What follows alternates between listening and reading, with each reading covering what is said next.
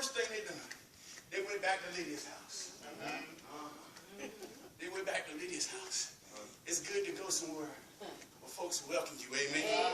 It's good to know you welcome somewhere. Everybody ain't gonna welcome you in your house. It's good to know. Now they went back. They went back. And when they saw the brothers, the other followers of Christ, Paul and Silas encouraged them. Yes.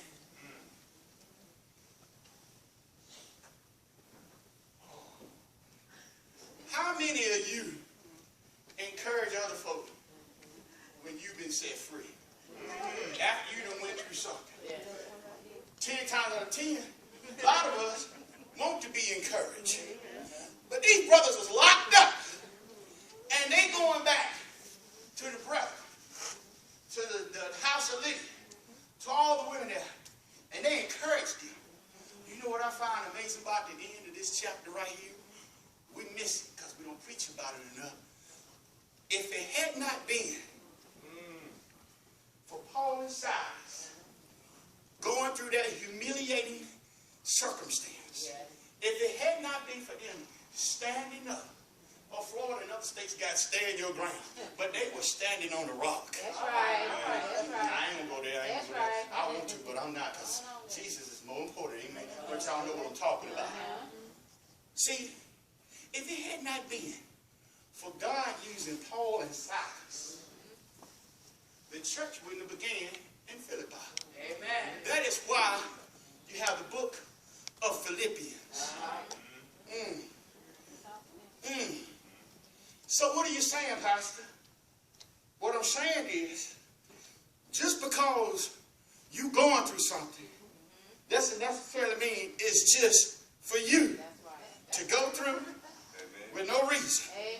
See, you got folk that live around you that are afraid to stand up and speak the truth and live what is right before all people. You got to realize that what you were going through or what you were about to go through, God is going to use you. He's going to keep you. Now, he didn't promise that he would keep you from danger. He said that he will keep you in the danger. Amen, somebody. So you got to realize that when God carries you through something, it's just not so you can have a testimony. There were some folk that were trapped in their mind in Philippi. There were some folk that were locked down in their beliefs. There were some folk that was afraid to stand up and be a witness. There were some folk who wanted to sing a song. There were some folk who wanted to go down and pray. But because they was afraid, God had Paul and he had Silas go through a circumstance, go through a fire, go through a flood, get beaten, get accused, so that they, not only Paul and Silas, not only the jailer in his household, but the whole entire city.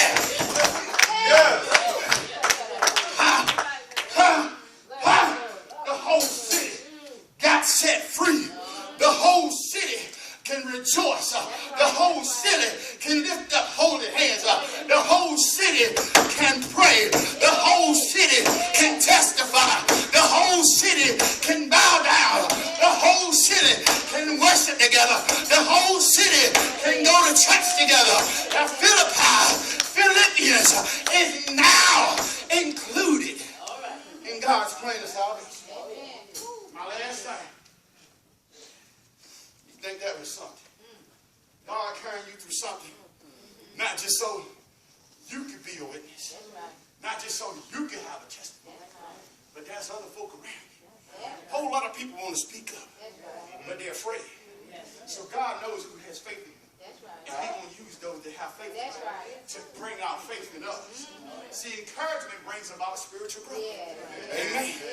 You got this. Sometimes you don't have nobody encourage you. They can say, I encourage myself in the Lord. Everybody else around me crying. Everybody else around me worrying. Everybody else around me staying up. Everybody else around me having a pity party. Everybody else singing the blues. Everybody else is down and out.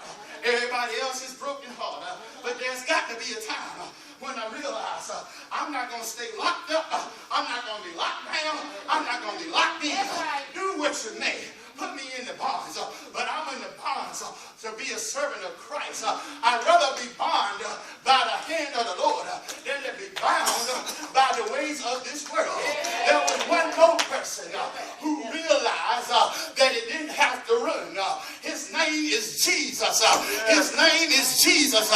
He had voluntarily restrained some of his attributes from being into use. He had to step out of royalty. He had to put on human flesh, step down to 42 generations, born of a Virgin Mary.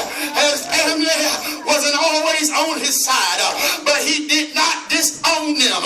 You're going to have family that's not going to always be on your side, but you still got to love them.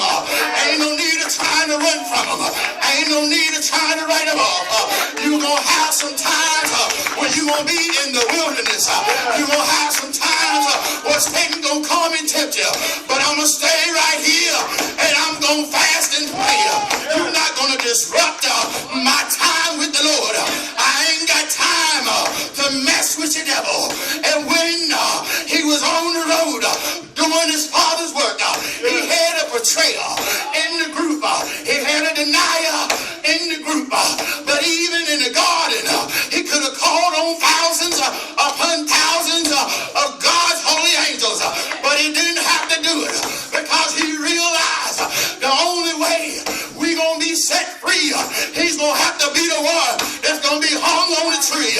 He even called the one that betrayed him. He said, my friend. He said, my friend. Even in the midst of wrath, even in the midst of pain, even in the midst of anger, you can still have a friend in Jesus. While they took him away, falsely accused, wrong time. They did it at night. They bound him up. He didn't have to run because he realized that if he was going to take out running, we wouldn't have nobody to run to in the very present time. In the time of trouble, we wouldn't have nowhere to hide. In the pavilion of God, we wouldn't have a very present help in the time of need.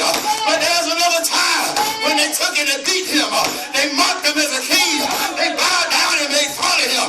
And they told him, you up on the cross. Others you saved, but you can't even save yourself. But there's one thing I love about Jesus. He said, into your hands I commend my spirit. He didn't run. He didn't flee. He even told Pilate, my kingdom is not of this world. If it were so, my followers wouldn't have let me be captured in the first place.